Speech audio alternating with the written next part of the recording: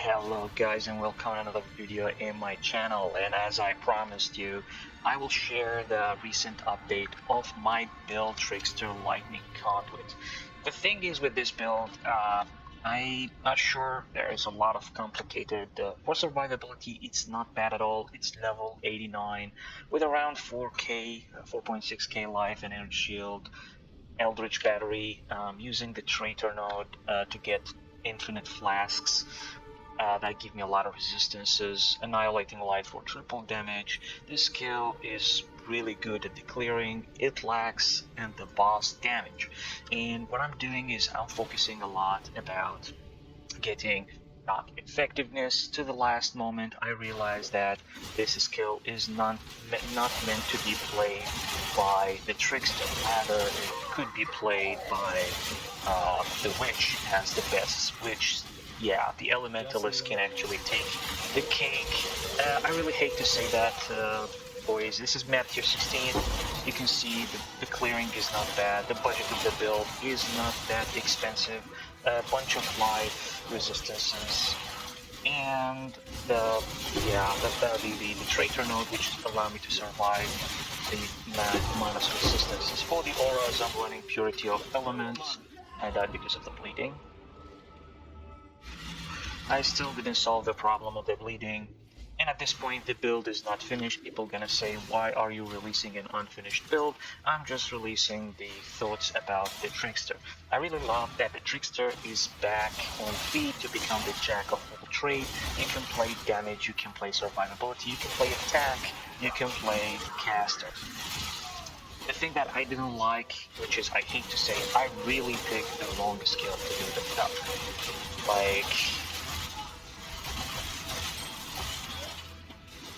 Because he doesn't have like shock effectiveness, and this skill is not meant to play by other classes, rather the Witch, because you can't get a maximum. Stop taking bleeding damage, please.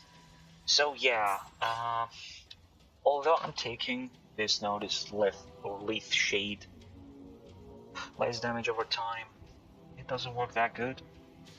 Resistances are almost capped. Some chaos resistance here. Corrupted blood cannot be inflicted to you. I didn't get the gem or jewel for the corrupted blood. Using the traitor over here to get some efficiency of the lightning. All the tree focuses on efficiency of the shock and lightning ailment. However, I'm sure I'm using a cheap glove for 5 chaos to have increased effect of lightning ailment, which I supposed to get the one called Thunderfist. I believe Thunderfist is really OP, but it costs 4 divines, is pretty expensive. Annihilating Light, I bought it for like 2C and do it 5 link just to get my Orb of Storm app to the damage. That can cause an effective shock. The problem is I'm using Overcharge, because my Orb of Storm without the Overcharge is actually ain't going to do a lot of shock. So when I remove it, I am not doing shock anymore. So that's number one. The Witch Elementalist can actually deal shock with any type of damage, regardless whether you have a chance or not. As long as you crit with any type of damage, you're probably going to shock. And if the skill you damage with, you can actually get more shock effectiveness, and not increase but more. So technically the same build, I will take this equipment and put it on a Witch, and I can sadly see around 2 more million DPS and a lot of survivability not carried over. Again, these items are just resistances and life, Crown of the Inward Eye, the starter helmet for every endgame build, and also some chance to bleed, and hits inflict lightning exposure. For the resistances, because of the Annihilating Light, again I used the Traitor and some Flask with Duration and give you a lot of resistances. For the auras, I'm using Purity of Element, Determination, and Defiance Banner. The Wrath, I use it on the Blessing. Once I use Wrath, I get the Blessing for 10 seconds, increased lightning damage. Now, when we go inside, you're gonna see, I mean, you saw the clear of the build is pretty fine, back to 16, and it's modded pretty well. The problem we're gonna see here when we face the boss. So when I shock the boss, to know if the skill is doing well, you look at the boss itself, you can see that maximum shock above his head is like 50, right? This is not an endgame boss, this is not Cirrus, this is not Ogre, this is not Pinnacle or to kill the boss. This is just normal boss without more life, alright? And I'm doing that amount of shock. This number should be 65 to maximize the damage of the Lightning Conduit. technically only the witch can actually shock effectiveness and achieve. For the damage, yeah, to the build style, when you face a boss, you're gonna buff yourself with Wrath, you're gonna use Val Impurity of Lightning to reduce the resistance of the boss, and you're really going to see some good amount of DPS over here. You can see that.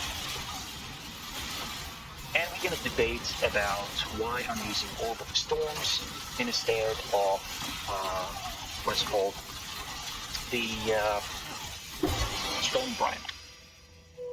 If you plan to use a Stormbrand instead of Orb of Storms, you can get the Phantasmal Stormbrand. That's the secret to increase your shock effectiveness, because Phantasmal Stormbrand quality, alternative quality, actually can give you increase the shock effectiveness. For me, I didn't use Stormbrand because I like to use a Spell Echo, and Stormbrand is pretty slow and keep putting shock on the enemy. Lightning Conduit actually removes the shock once you shock an enemy, so you can't use Spell Echo because the first hit will remove the shock, and if the enemy is not shocked, your second hit ain't gonna land at all.